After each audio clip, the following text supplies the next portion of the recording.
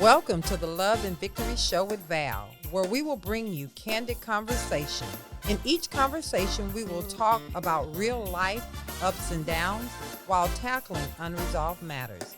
We will also unmask issues and truly speak straightforward and candid about our needs and brokenness, while allowing ourselves to exhale so that we can become victorious.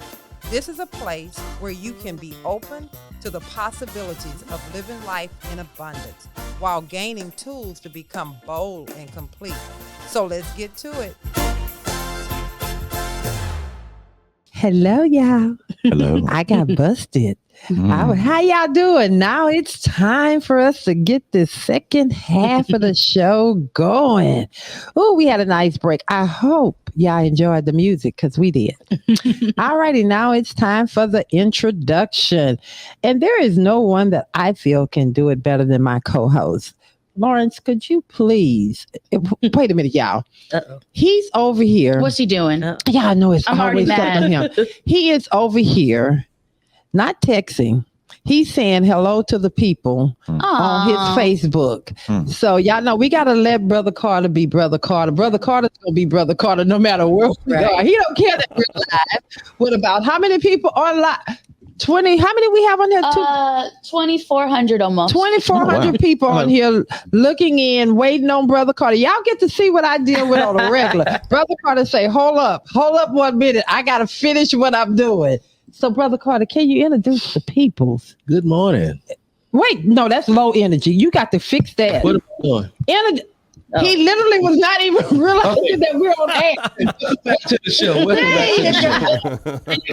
Testing. There you go. You all, we hear you All right. good. Welcome back to the show. Welcome back to the Love and Victory Show with Val. I'm your co-host, Brother Carter, and I'm here to introduce our fabulous guests on the show today. And starting in on air, JBL, how you doing? I am doing fantastic.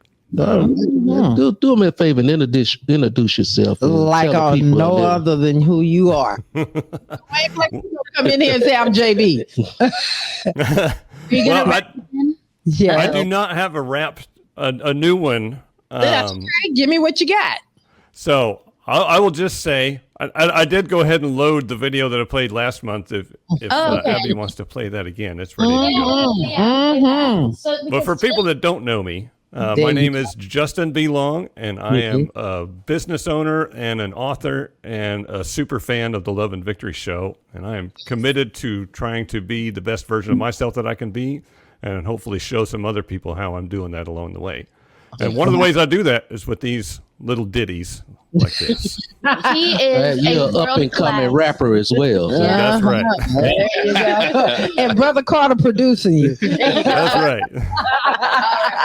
All right, here's his introduction. I'm back on each first Saturday, live on the L&V with my chosen family, Brother Carter and Valerie. I'm Justin Long, but it's just a name that they gave to me. I'm so much more than two short words could ever hope to let you see. I'm the culmination of 48 years of experience and capped with determination to be better than I've ever been. Owning my mistakes and trying my best to learn from them and showing through my actions that I'm never going to be that again. Drawing my value from other people's opinion of me was never going to get me to the place that I needed to be. Searching for requited love through a false identity left me alone in a world filled with pain and misery. Sex, money, fame couldn't fill the hole that was in my heart. I had to examine my feelings, learn to take them apart, walk through the pain of my past, put the horse before the cart, heal all the wounds of my childhood, give myself a brand new start. Learning to love myself has changed everything today. I'm no longer susceptible to the negative things you have to say. Cause my work was diligent, this PMA is here to stay. That's a positive mental attitude and it's a power play. I wrote a book to tell you how to do the things I've done. You can find it on my website at jboydlong.com. The righteous rage of a 10-year-old boy is written on the cover. A brand new way to live's inside for you to discover. You can change your life today the same way I changed mine. Get yourself a therapist, prepare to walk the line. Or you can do the same old things and stay the way you've been. For me, that's just not good enough. I had to go all in. So welcome to the L&V. We hope you like the show. The script been flipped, but we're well equipped to do this blow by blow. We're trying to change our culture here by smashing through illusions. The Carter crew will talk things through. You draw your own conclusions.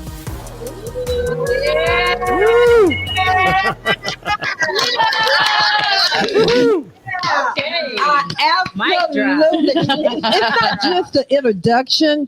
It's truly how can I say this? It's really who we are. It just kind of wraps in what the Love and Victory show is all about, but it also wraps in every guest, every Carter crew that is tuned in. We're trying to live life and get better. So thank you, JB, for the Right. Now, everybody else got to do one of those too, just so you know. Put them on there. All right. So here we also have in studio, we have Tyler. Hello, Miss Taylor. Taylor. It's whatever you want it to be. Well, what is It's Taylor. Taylor. All right. Taylor. So Taylor, that's your camera right there. If you will, do us a favor and introduce yourself. Tell the people a little bit about yourself and how you can represent this particular show. Okay. Well, good morning. I am Taylor Rowe, and I am so happy to be here. Thank y'all so much for allowing me to be a part of this. Let's see. What do I got a lot to say. Who are you? Who am I? You get to come on the back end, but don't say too much because you know Val will get you. Yeah, and that's why I'm going to keep it short. First and foremost, I'm a child of God.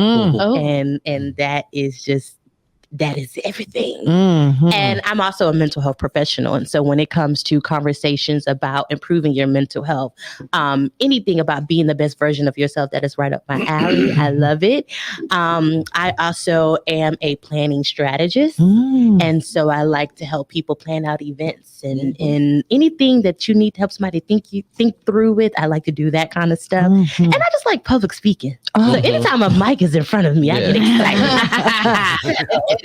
And she did that for our first live show. So thank you. Yes. She's a proven candidate for that. Yes. All right. Well, welcome to the show. Welcome to the show. We also have in studio, a very talkative man, should I say. He's going to bring us some fresh new words today. Y'all just be prepared. Our very own Van. Hey, Van, how you doing? I am very well. I said earlier that I was finer than frog's hair. I'll still stick with that. All right. So my name is Van, like the vehicle, English, like the language. I have to say that often because when I just spiel it off, I'm Van English. I often get, how do you spell that? Did you just say is Van English your last name? I get called Mr. Van English, Dr. Van English, etc. At any rate, I am a writer. That guy. Huh? I am a writer editor by profession. I'm also executive director of the Houston Show Choir. Ooh, shout out. Come on now. And so those are my streams of income. In addition to that, I am a volunteer in lots of areas. But you also something else. I ain't gonna let you get away with not putting that out there. No, I am. I too am a child of God. There you go. I'm a citizen of the universe. I'm a follower of the teachings of Jesus and all the other great teachers. All of whom still walk this earth in one way or another. I do not proselytize. I simply model. Raising my hand is an example of that. Opening doors for people is an example of that. I believe that we're all here to learn from and teach each other. All right. All right, then. Well, welcome to the show, Van. Thank you so much. Van English. All righty then. Well, thank you, Brother Carter, for introducing our wonderful esteemed guest on the show today. And today we're going to talk about and we're going to do the in the loop, but we're going to talk about my cup is empty. We're going to figure out, is your cup empty? Is that a good or a bad thing? Or is your cup full? Or maybe you're just looking at it, like it's empty, but it's really full.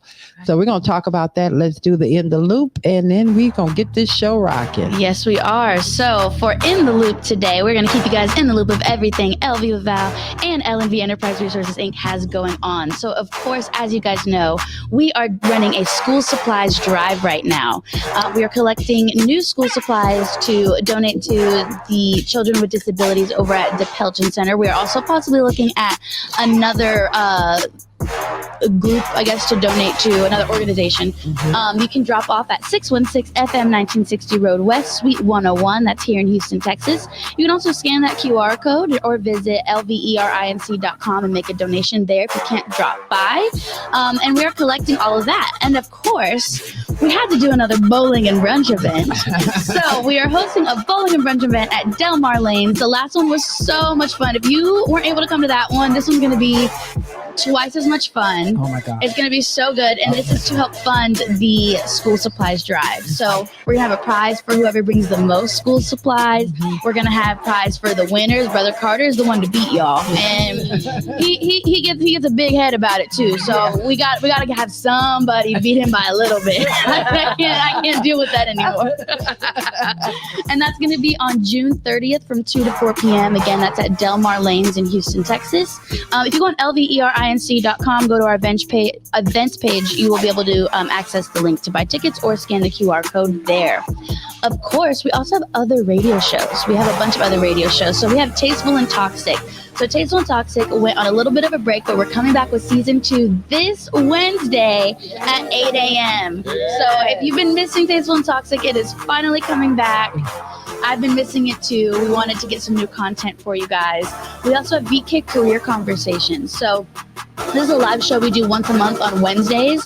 But if you want to listen to it on the radio, we air on the first Monday of every month at 8 a.m. And then we also have Empower Hour with the lovely Coach Anna. She's right here. Get empowered. That's every Tuesday at 5:30 p.m. Get your motivation on. There you go. And then on Fridays at 11 a.m., I myself have my own show with my mom called Journeys and Ambitions. We talk about all sorts of things. Sometimes we argue on there. It's fine. Yeah. It's a good show. We spill the tea. And then if you guys are interested in advertising with the Love and Victory Show or with our radio station, LV with Val Radio, please email me at info@lvwithval.com, or you can call us at 832-913-1359 if you're interested in collaborations, advertising, anything of the sorts, and you want to get a hold of me. That is the way to do it. All righty. And before we move any further, I want to thank all of the special people that have already donated. Amen. I mean, you guys have been knocking it out of this park. You are donating. The money is coming in. Thank you guys so much. Please continue because we really, really, really want to be a blessing to the kids and to the families. Can I play one quick video about bowling and brunch? Yeah, sure. Which so one? Here. Bowling and brunch. Anna, so the last week, the last time I had a show, y'all saw my video advertising it, but Anna has one too. So we'll go ahead and play her. All kind of stuff behind the scenes. Hey guys, your favorite L&B coordinator here.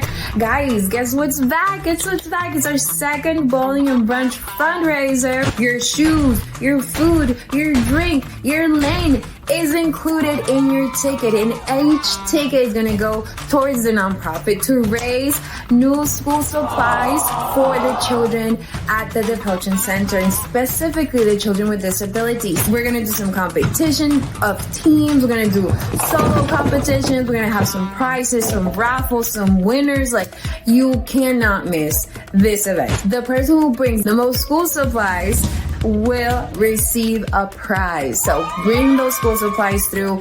It's all for the children with disabilities. Bowling and brunch is going to be June 30th. Okay, at 2 p.m. we start. But yeah, guys, buy your tickets. See you June 30th. All righty, they're super excited about this. Yes, I'm so They've excited. done a wonderful job with the advertising. have. too. They continue to work. We're going to do this acronym, and we're going to figure out, is my cup empty or is it full? Yes. Let's go. So the acronym of the day is just to kind of set the tone for the conversation, give us something to go off of to start the conversation. So today's word is generous. G is for gratifying, providing pleasure or reward. E is for empathetic, having the ability to share in and understand someone else's feelings. N is for nonprofit, expressly established for or done as a public service, charitable work, etc., and not for earning a profit. E is for excessive, more than is needed or wanted. R is for reliable, dependable, and trustworthy. O is for observant, perceptive, and attentive to details. U is for unselfish, putting the needs of others before one's own. S is for sincere, genuine, and honest in words and actions. Now think on those things as we start this conversation. As your cup is empty, be generous. That's the first thing that makes you. Yeah, that does, but it's not necessarily empty. My cup is empty is the title. Right. But is it empty? Because early in the show, when we got going, these gentlemen said just because it appears to be empty to you doesn't necessarily that it's empty, right? So we're going to figure that thing out. We're going to walk this thing. We're going to walk this thing. All right. And so I kind of want to, first of all, we do need to be generous. Right. We need to stop always thinking about ourselves and start thinking about others. But you also have to make sure that you are pouring into something that's not a bottomless pit. So I'm not saying that everyone doesn't deserve a helping hand. But when you see that hand is constantly just taking, but they're not doing anything to change, you have to kind of make some off that hand, start pulling you down. Because it's going to pull you to that level. Right. And you understand what I'm saying? Yeah. So you want to jump in on that little piece? Yeah, that's exactly how I was thinking about it when she mentioned generous.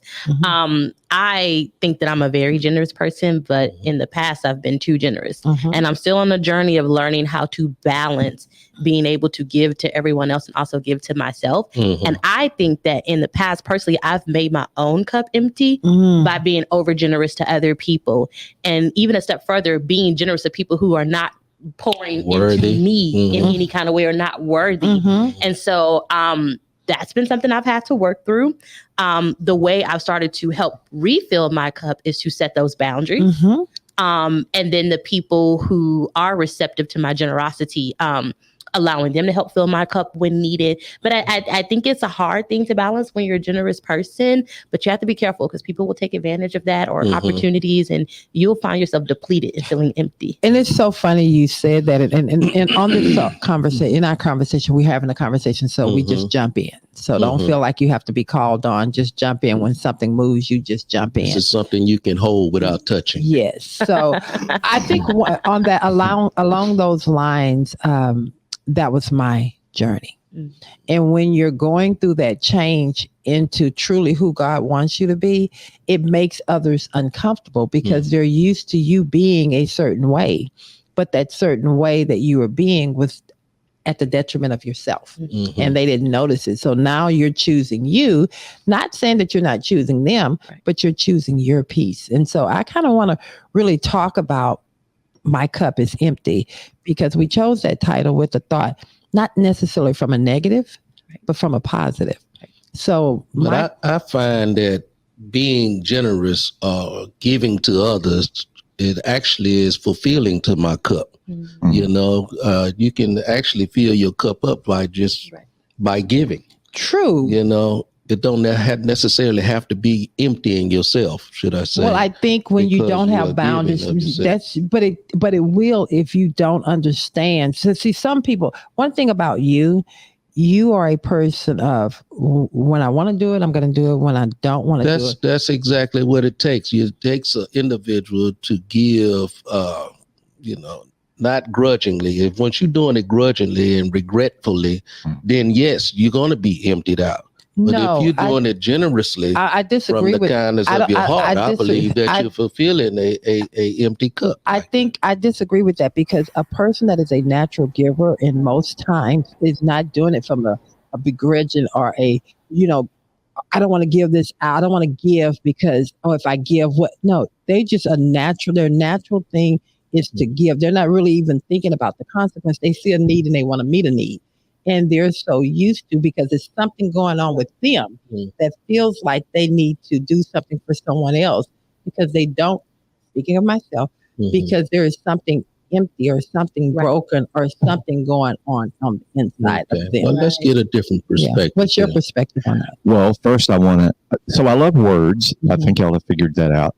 And when I saw the word generous up there and all of the words compiling that acronym, something that jumped out at me about the word generous is the first four letters of it. Okay. gene. Okay. Gene. If it's in our genes to be generous. And then the other part of that is that's also the first couple of syllables of Genesis. So the beginning, maybe if we begin by giving first, it gets into our genes and it becomes natural and not obligatory and not effortful, but natural. And there's a flow to it. And that emptiness of that cup symbolizes availability. I've given. Now it's my turn to receive. And so I'm holding up that chalice of expectancy to indicate that I began. It's in my genes to give. 100. I'm with you. I like that. But here's the thing, and please, JB, you know how to jump in here too. What I think I'm hearing, Taylor, and what I'm trying to convey for myself, the person, give. Show up. Help. At the detriment sometime of yourself, because there is nothing coming back to feel that constant pouring out.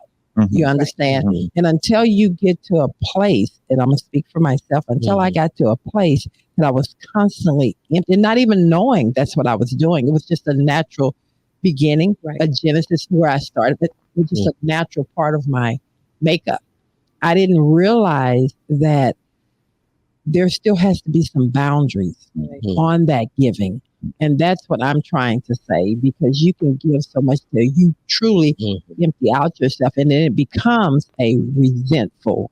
It takes you to a resentful place. So you have to kind of make sure, in my opinion, had to check that thing. And often, I love what you were saying, but often generous people don't know how to receive. Exactly. Because they're so used to being selfless and giving. Then more than likely, people will start to expect that of them. Right. So then their identity and their worth gets tied up in it. And then they don't even know how to not do for others. And they definitely haven't practiced on how to act and receive in return.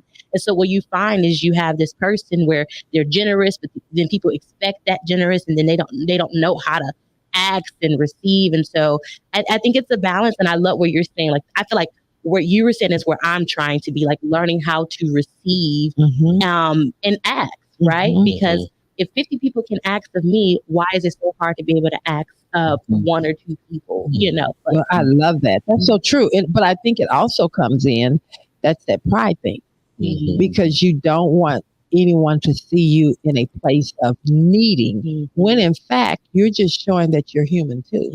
And so oh Jesus. So I believe sometimes when you get tired of giving, you have to learn a simple word.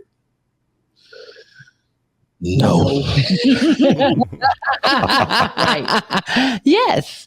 And that was a thing that I had to get to, and not feel guilty about that. And mean it. Yes, and mean it. Mean it. Don't say no and then be like, well, you know. No. Okay, jump on this thing I'm not going to do. I want to hear from JBL right now. Yeah, I have a lot of thoughts on this. My first thought is that on a scale of 1 to 10, of 10 of never giving anything, or 1 of never gives anything, and 10 is give everything, I would say most people are either a 1 or a 10. There's not really anybody in the middle ground when it comes to being generous. You either are or you aren't. Right. So if you're a generous giving person, you're staying at a 10 all the time, and it only takes a little. He froze out in the middle of something so great. I think it's him. Right. I think it's him. He'll come back in. Okay. We're going to keep it going. Anyone else want to jump in on that, and we'll come back? Okay, go ahead. Okay. So that reminds me of a conversation. Y'all know she's therapized. She's in therapy. Yeah. He's back now. He's back now. All right. All right. Go ahead, JB, and I'll go after. Where'd you lose me? As soon as you started talking. No.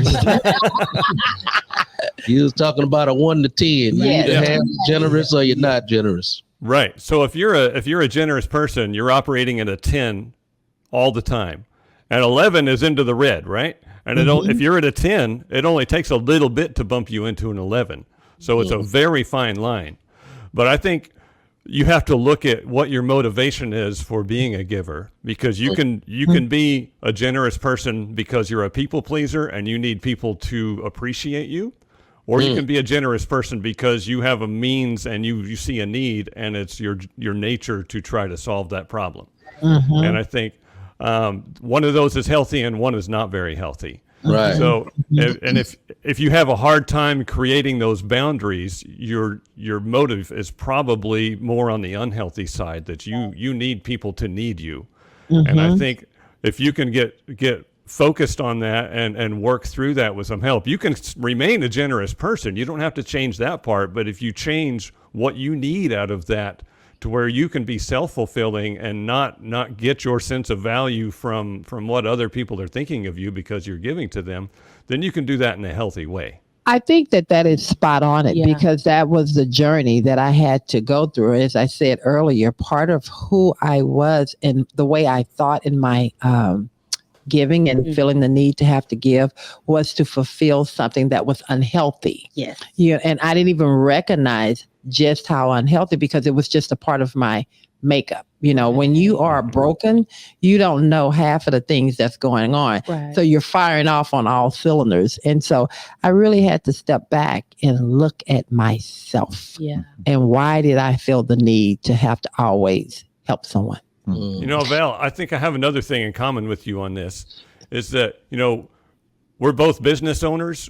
We have 500 different things going on at any given moment. We're running staff, we're running side projects. We're maxed out all the time on our energy output into all of these various projects. And I think that with that too, it's easy to become tired. It's just, I can juggle 100 things, and when there gets 3 more things in there, then it's just too much, and I have to set something down, right? Yeah. Yes. Yeah. So I think that we stay right on that line all the time. Right there. Yes. 100. Thank you, brother. Thank you, JB. That was very good. Abigail? I was going to say, I learned this in therapy about basically if you have $1 a day, you have $1 a day, and that's, you need to stay at $1, and you give someone 50 cents, they need to give you 50 cents back. And, there's this whole kind of thing about relationships, how they're supposed to be 50-50, but sometimes it doesn't work out that way. Sometimes you have more to give and you don't need as much. And then there's going to come a time where you need more and can't give as much. So I think sometimes it's hard to find that balance. And I'm not the type of person, I'm not like a tit for tat kind of person. I don't keep track of things I do for people. I'm not at all. She's not. I'm really not. I'm really not. But because as a person who I like to think I'm a generous person, I have been taken advantage of in the past. Yes. To the point where I'm not keeping track. I don't have a spreadsheet of, I did this XYZ for you. But you do notice when it's imbalanced. Yes. And at the same token, I may pull back, but I also, if someone's giving me a lot and I know I can't or don't want to pour into them in the same way, I will pull myself away, because the last thing I want to do is take advantage of somebody else also. Yes. 100%. I like that. That's a great, I like the $1 a day. Yeah, I like that. That's good. If you give someone 20 cents, you need to make sure, even if you don't get the 20 cents back from them, you somewhere in your life, you're getting that reimbursed, because you need to stay at that $1 a day. Because you're emptying that cup out. Wow. One thing that's been pivotal in my life, and I know you made fun of me earlier about my communication, but if y'all know me, y'all know Taylor loves communication. Yes. I just think it just breeds just so much. And I think it's a good thing. So I'm glad you think it's a good thing. It is. But one thing that's really helped me is being able to communicate when I feel as though my cup is empty or when it's full, kind of like JB was saying, because I can be a person that I'm balancing 10 projects and I'm already pouring into 10 different initiatives. So what I try to do, even if people don't do it to me, I try to communicate hey, you know what? I love you. But this week or the next 3 weeks, Taylor can't really show up. Taylor can't do this. Taylor can't do that. I got to give into the things that matter for me.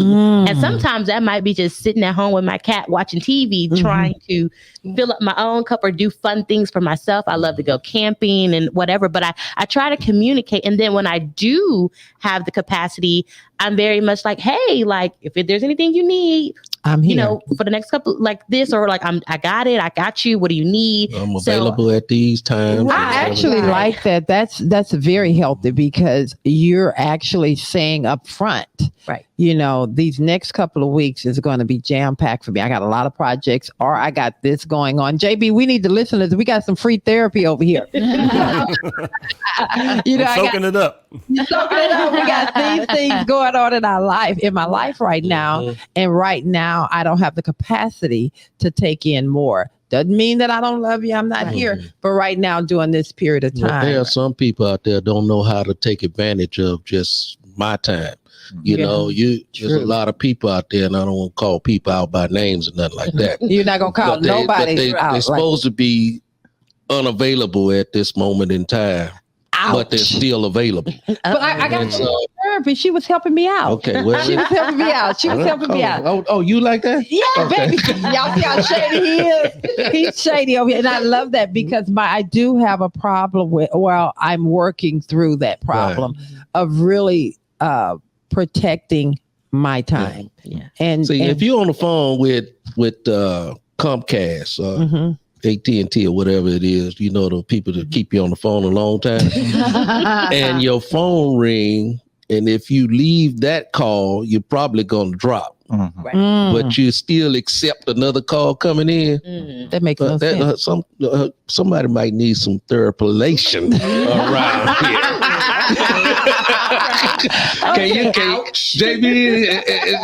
Can you help a person like that?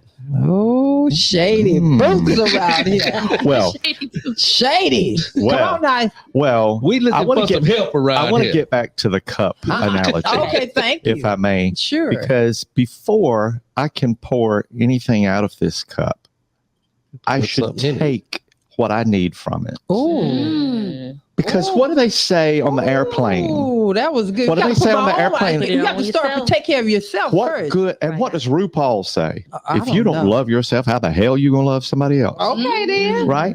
So before I give from my cup of abundance, I need to nourish myself from it. Then when I'm nourished, I can say, hey, take. Take. But let me tell y'all for the back of the room. If y'all not listening to this conversation, that's some deep stuff there, and you need to go tell your friends and then your friends and your friends to tune into this because that's some real deep stuff. And we really need to understand how important it is to take care of ourselves first. Because that's not being selfish, because we always want to think that when you think of yourself, because we've been conditioned to think, if I'm thinking of myself, then I'm not thinking about the next person. Well, you're no good for the next person if you toe up from the floor up. Is that what you just said? Well, he's actually saying you have to train yourself. You have to be in training for yourself to give what you're trying to give. If you want to give abundance of love to people, you have to first have to pour that into yourself. You got to learn of love, and you got to know love in order to give love. Am I bowling down your lane? Yes. And what does it say in the scripture? It says, love God, then love your neighbor as you love yourself. Does that not imply that you have to love yourself first? Right. That's so true. And it's I'm not cutting you off. No. I just, when you start bringing up the word, I get excited. I am editing myself. You don't have to edit yourself. And you're good. One thing I love, this is going back to me.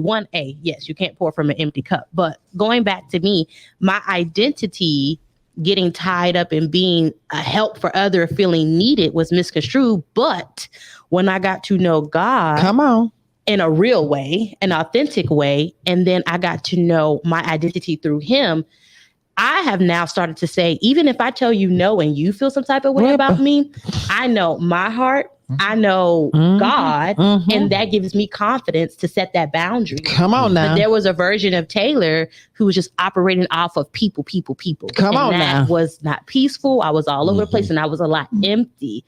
So oftentimes now to refill my cup, I take care of myself, but also go to God and say, God, I need the strength. Give me the wisdom to know what I'm pouring into right now, which is taking away from what you need me to have. And I've learned that I've been feeling a lot more full. You know, I'm still exerting all this energy. I'm still busy. You must have read the 23rd number of Psalm a time or two in your life. I see Van over here like he want to just jump in. And JB, you know, because Van is over here. He's trying to take your thunder. Let's see what's so what occurs to me, if we don't, if we, and we're humans, so we're bound to slip and slide and backslide and all that. Constantly. And if we don't train ourselves into that way of self-nourishment, love myself so that I can love my neighbor as much as I love myself. Otherwise, if we fail to do that, then that generosity becomes a weapon. It's like, and it's a dangerous weapon because it's a knife blade with a handle, with no handle on it. So we're holding that knife blade. It can cut into us and then into others in the name of generosity. When it's no generosity. It's not generosity. Oh, Lord. Anymore. It's self-apology. Y'all know he's the worst. We've created a whole dictionary. But see, what he's saying is it's not actually generosity what you're doing here. It's actually you call yourself doing something, but you're doing it for selfish ambitions. Come on. Look what I did. Yeah. Yes. Oh, that's so good. And when people aren't grateful, you take it personal. Right. Because there was a whole reason that you were doing in the first. Oh, this is so good. Anna, I see you over here. Come on, Anna. I actually got a little story. So Uh-huh. I was going around the building informing all our neighbors about the supplies. And there's always about the school supplies drive. Okay. Yes. And then there's always this one lady that thinks I'm soliciting. And this time she yelled at me by the door. She said, "Oh, no soliciting." I'm like, I'm your neighbor from downstairs. And she tried to like shut the door in my face, but you can't because it's one of those heavy doors. So all I did was, put my foot in the door. Wait a minute. Wait, y'all. You got to hit him first. Y'all got to hit him first. I'm generous. She's so sweet, just like this. Go ahead. Anna, you put your foot in the door. I put my foot in the door. Today, not today. Go ahead. And then I left the flyer and I said, "I'm just letting you know that we're doing a school supplies drive for children with disabilities. Okay, goodbye." Took my foot off and let the door close. And then I just see somebody else come up around the corner to talk to her because of the way she reacted. Because she yelled at me. But in my generosity, I'm like, that's why I put my foot in the door to let you know what's up. But you're not gonna. You was gonna finish what you came in for. Exactly. I'm not gonna immediately react like that. And then I'm like thinking, how empty must her cup be for her to react like that to me, right? When I'm just simply a neighbor because I know there's no soliciting in this building. I'm a neighbor. No, exactly. And she knows that. So why are you reacting like this? Yeah. So it's definitely sad to see that somebody's cup can be that empty and they don't realize it for sure. And they blow up on And actually, I love your response. Even when you told me what had happened. Yeah. I like the fact that you put your foot in the door. I mean, I don't recommend that because your foot would have got hurt. I don't, but I took it from a different perspective because what she's still in the midst of someone being ugly, she was still kind. Yeah. And she did not allow the ugliness to change her character. She still led with love and finished with love. Right. And so it was up to her to reject, not her, the other young lady, to reject or receive the love that she was coming. Old lady. Right. Okay. Well, you know, True generosity, though. Say that again, JB. Say true generosity. You can't put expectations on the person that you're giving to. Right. You got to be able to give them, and they're going to take it however they take it. However they take it. Yeah. So I really, really love, and that's the part I love because you didn't allow her nastiness to get on you and change you into something that you're not in the moment. So. Right. And I like that you, because this is probably something, I don't even know if I would or would have did it that way, but I like that you still were bold in your kindness. Because some people could have, like, probably me, I probably would have just let her slam the door and be like, "Lord, whatever she's going through, whatever," and walk away and that's from exactly it. what I'm talking about. But she was, that's powerful to be bold in your kindness. It's almost like setting boundaries. Like, this is good. I know you don't want me to say this or give this to you, but I have to be bold in what I have to say. And I have been called to do this. Yeah. And so you're not going to stop what I have been. Yes. And we don't know her real, because I didn't give her the direction to go do it. But that was something inside of her that came from God, or something that she felt so passionate that she needed to pass on. I love that. That's awesome. I love Y'all are both better than me, because when people yell at me, we know. Thank God it was not you. We know. if that would have been me, so when someone I care about yells at me, I cry. But if some lady I don't care about, I will pop off. Yeah, I will. I See, would that's why I yell keep right her back in the at back her. of the room, there in the you go. office. She's not That's the old me. That's the current me. That's Right the now. current That's me. You're going through the process, right? I don't know if I want to heal from that. Yeah. Could you model that for Yes us? I'd or love never. to. The popping The off? popping off, yeah. No, she only comes out when she needs to. So if you could, in that situation, and because you said how you would have handled it, you would have probably been different. Or I mean, like, God bless you then. So, Brother Carter, you would have been like, God bless you, turned and walked away. How would you have handled that situation? I would have said, I am so sorry that somebody came along with a big old straw and sucked your cup completely empty. Here's a flyer.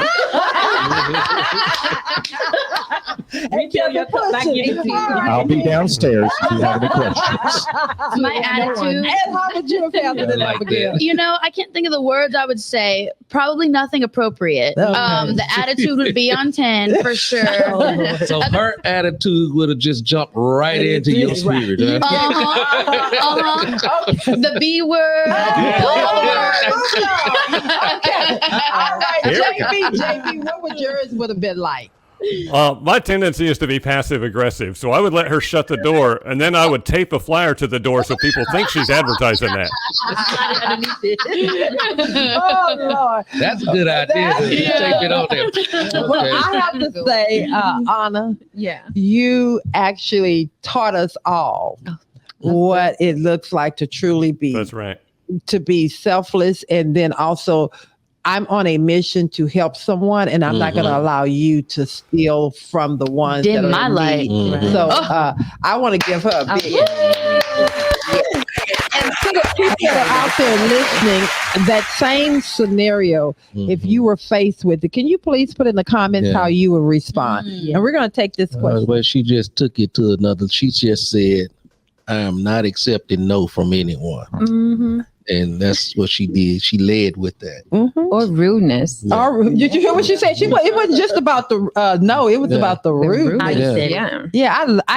That's a no. I'm gonna show you It's how still a not no, to be but rude. yeah. You're gonna.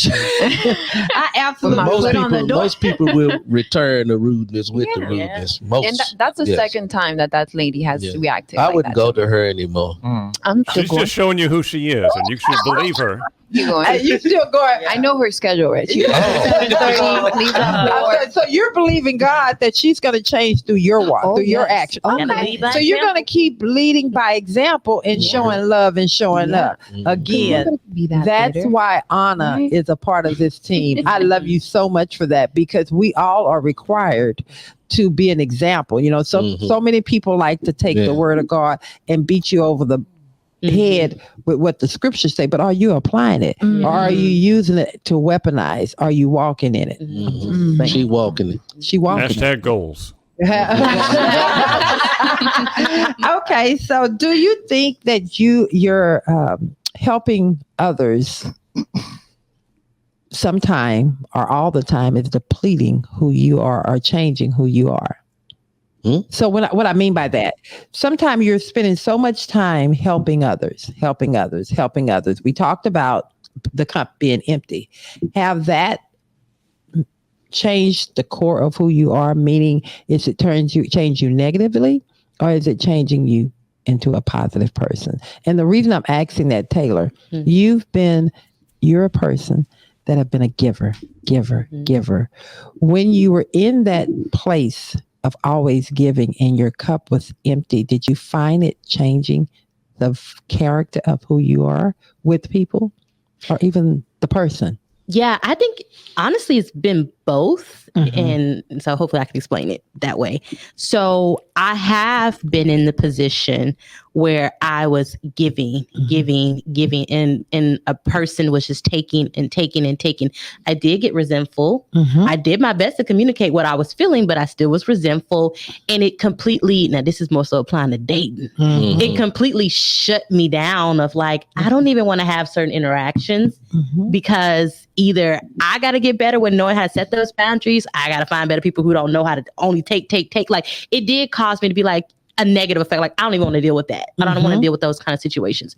But the strength I gained from learning those lessons, I still have to be grateful for thereby. But in a positive way, I think a reason why I love to give is, I love to be a help too, but it's always come back to me in the way that I need it, not always in. So what I find is if I am doing something out of the kindness of my heart and someone either didn't receive it well, they didn't reject it or whatever. I have now learned through therapy and Jesus. I have not learned not to be upset at the person because I know that somehow, some way, God is going to refill my cup or give me what I need by the grace of what I've done for other people. And so I will say that it's not really people have changed. It's more so I've changed my perspective. And now I almost sometimes get excited to help because I'm like, okay, I know I just did a big deed. And I'm like, God, I'm not saying I got to get something good, but he just always is so gracious to you. And so I think it's been both for me. It has made me harder in setting boundaries and how I say no. I know I say no and mean it now, but it's also a beautiful thing because it's increased my life in my territory. I love it. I love it. 100%. Anybody else want any part of that? Go ahead. One reason I get up very early in the morning is so I can get a grip on myself because I know that God has given me everything that I need to create a joyful progression of my life on earth, which might be heaven, and it just might be. And so I have to assume responsibility as the architect of my own life. There's not one thing in it that I did not invite, not a thing, not an activity, not a person that I did not invite into it. Good or bad. Whatever it is, well, there you go. It's there because I invited it somehow. So I have to own my own responsibility for how I act or react to those situations and those people, every one of them. So when I give myself enough time to meditate through that before I face another person and am having a relationship with only what's in that cup in that moment in the wee hours of the dark morning, then I have a much better day going forward. Wow. Brother Carter? I found out in life many times when you are wanting to give to others, there are going to be times you run across people that will reject your giving. And so I need some more help like Anna did at that moment when she went to the door and how to interact or not interact or how to receive rejection when it comes towards you. I know JBL is a specialist at something of this nature. JBL, could you expound a little bit on how to receive a person that rejects you? Most of my giving, whether it's my time, my money, my resources, almost all of it goes into my staff at the vet clinic. So we have, I think there's 14 people on our team right now. And, this is something that I've grown into that, I fell into this position about 10 years ago, and I've had to learn how to be a leader. And there's a lot of great resources for that online. But one of the most important things that I learned is that as the leader of the business, my job is to make everyone on my team the best version of themselves that they can be so that they can perform their job the best and make the world a better place and et cetera. Like it spreads that way. So I don't have control over what they do with what I give them, right? Whether it's bonuses or whether it's, guidance and just trying to be a mentor for them and teach them the lessons that I've learned in life. And I've had to learn how to give with no expectation of what they're going to do with what I give them. Mm-hmm. And a lot of it, most of our team are young women, and they're going to ask me for advice on certain things, and they're asking other people for advice, and then they're going to make a decision and take action on something in their life. And it might be the complete opposite of what I guided them, even though I know how to get to the outcome that they're looking for. Mm-hmm. But I have to be okay with that. I have to let them learn their lessons the same way that I learned mine. And, I have a tendency to be over generous, and thank God I have a wonderful practice manager who helps me find that boundary and say, no, we had an exceptional month, but you don't need to double everybody's bonus as a result of that. Right. We might go in the hole next month. Right. My tendency is to give. But also, when I am so generous with people and something happens in their life and they stop being grateful for what I've given them, or, they decide they're going to quit and go somewhere else, like, I can't take that as a personal attack on me or a rejection of my generosity. I just have to be content knowing that I have modeled my best behavior for that person in every way that I know how, and that at some point in their life, maybe 20 years from now, maybe something that I said will help them make a better decision down the road, and that's going to be okay. And maybe they won't, and that's okay too. Because you done what you could while you had an opportunity to do it. That's all I can do. That's it. Go ahead, Taylor. Something I've also learned, I think that is amazing as I work every day to extract my ego from most things. Something I've also learned is to give people grace, because a lot of times people don't know how to receive. Mm. And so, like in my last dating situation, I had a lot of resentment at one point, because I was like, I'm giving, I'm being the best version of myself. I'm communicating, I'm doing all I can. I'm not getting the results. And it wasn't until I got towards the end of it, which ultimately made me know I needed to walk away, where I realized, like, this person has never had a healthy communicator that they've interacted with. This person has never had someone who gave without asking, or, like, I had to realize, like, whereas I've been doing all of this work to get to this point, like, you're not there in your own capacity to receive a person like me. So that made me have way more compassion. I mean, it doesn't mean I still need to be with you. I still need to find someone who can meet you where you're my at. Needs and stuff. But it made me start to think about compassion with a lot of people. So sometimes we have to be mindful of the resentment or the anger or the bitterness or negative feelings, because sometimes people just don't have it in them to meet you there, to understand what you're doing. Like, they don't have that capacity within themselves. Maybe they have a lack of understanding of your way you're giving versus their understanding of receiving. Right. They may lack it. They may they may not have that same, not that they don't care, not that they're not a giver, but their giving in their capacity to receive is different, because like the word love we use. Okay.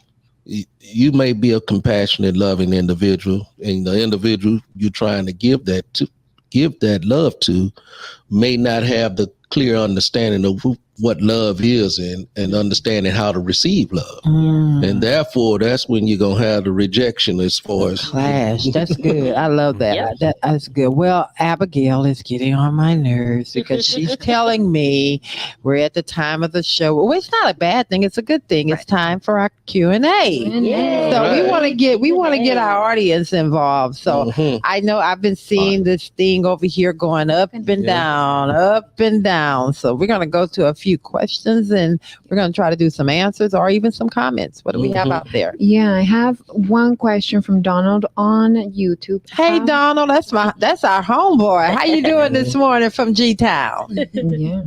He's asking, how much should you pour yourself into others?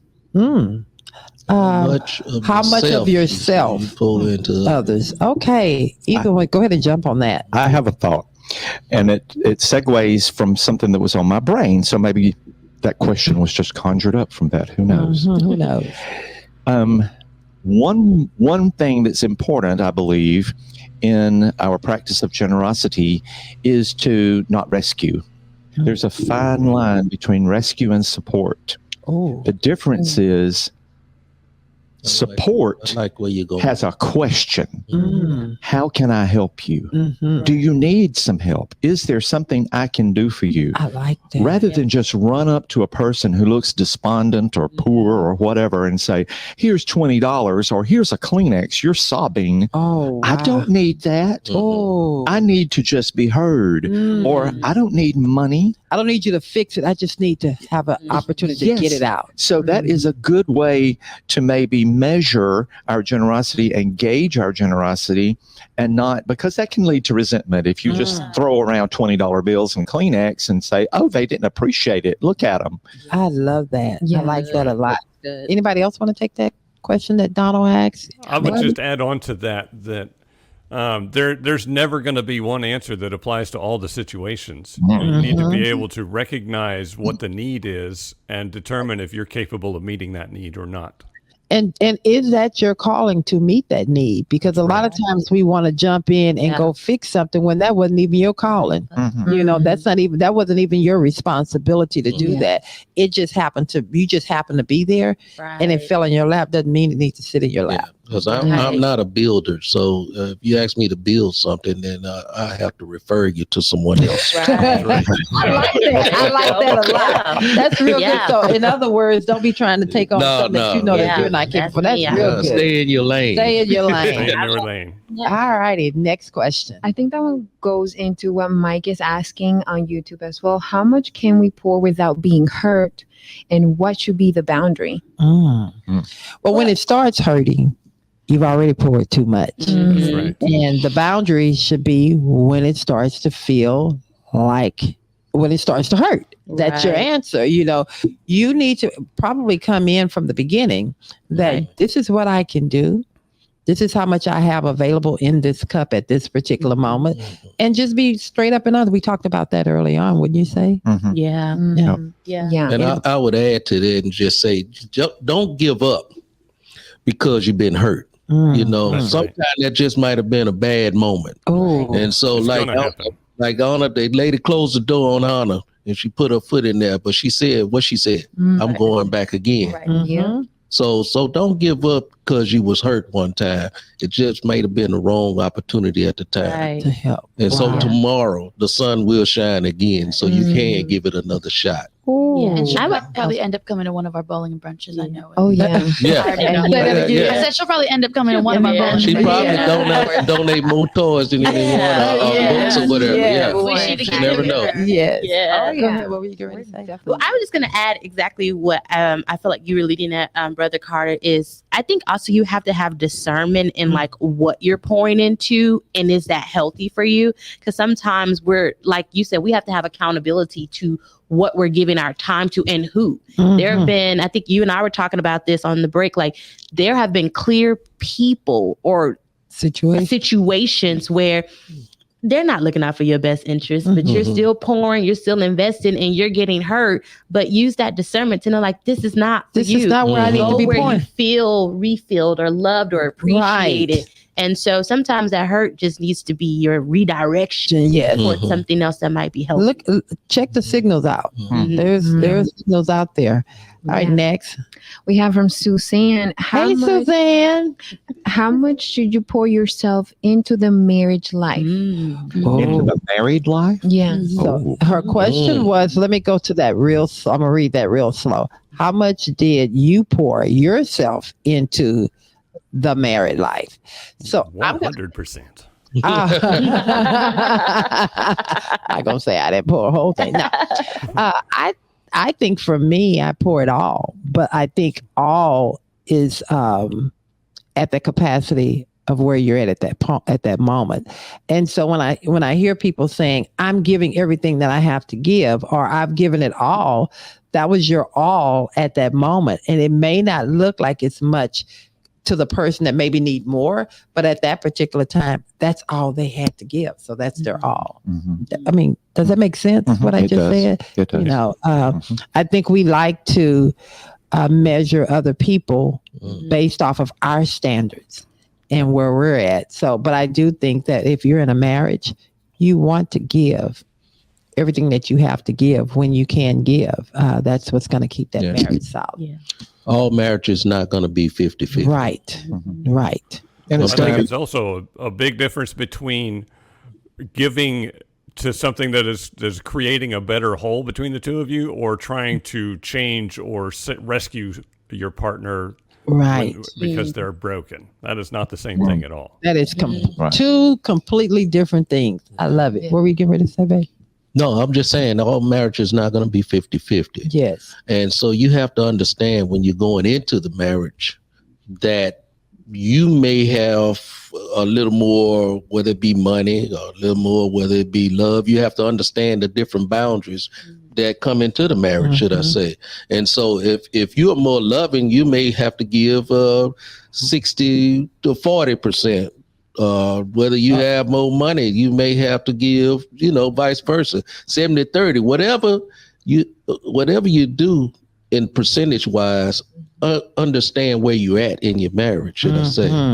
I love that. You can't give what you don't have. And so if you're married and you're in a marriage, and I know she can give certain levels of things where I cannot provide, and we come together and agree on this thing, then we can make a healthy relationship out I of the think marriage. that's what's been so successful for us, is because we respect each other's lane. He's not trying to change me because of who I am and where I am, and I'm not trying to change him. Now, there are some times that Brother Carter, if I can be real, because he is definitely a protector, and whenever he sees that something is potentially going to hurt me or hurt me, troubling me, he wants to fix it, and sometimes that can cause tension, because I don't necessarily want you to fix it at that moment. I just need you to hear me at that moment. And because he loves me so much and unconditionally, he never wants me to hurt. And so I have to recognize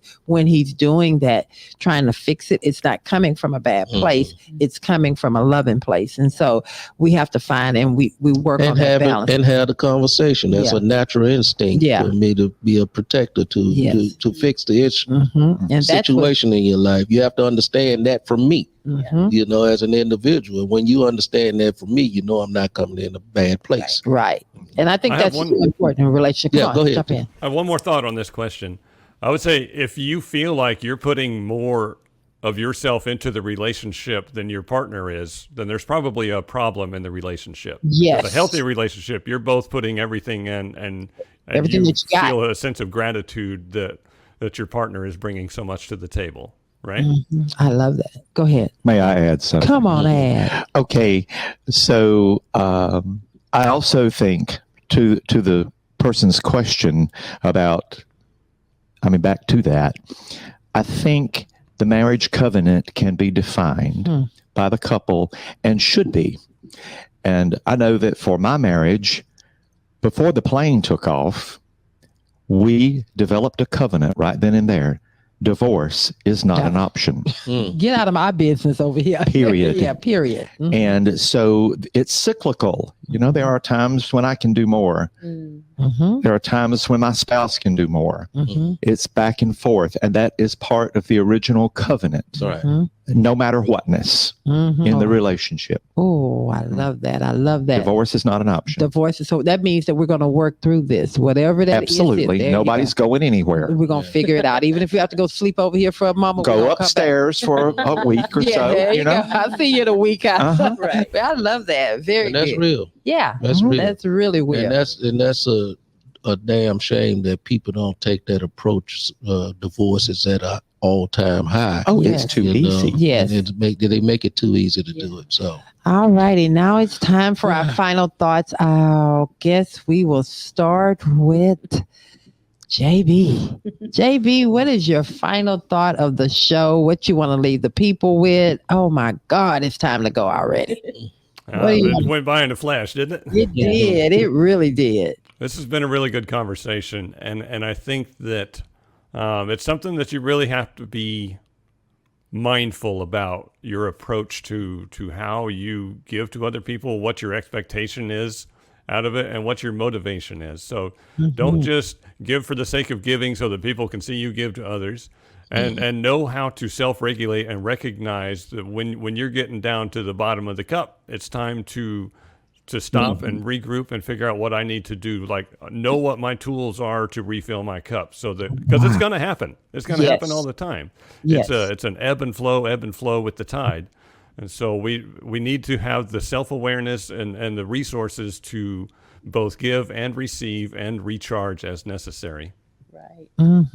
Very well spoken. Right. Very well. Go. I'm going to also turn to Taylor.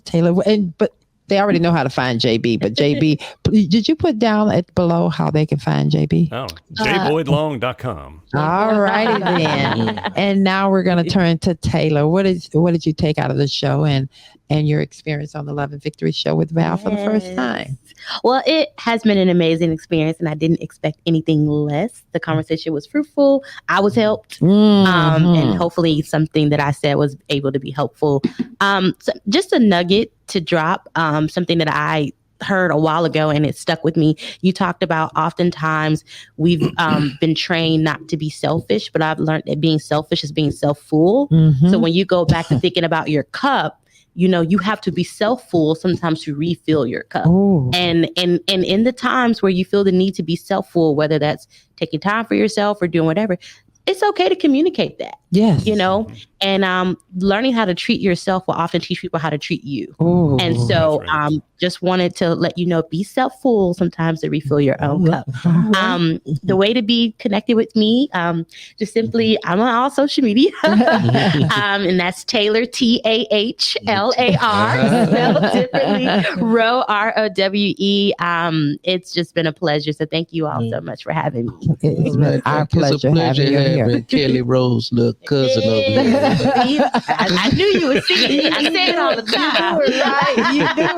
You do it. And last but not least, as far as the guest, Van, can you please let the people know what you got out of the show, what you want to leave them with, and what your experience was on the show?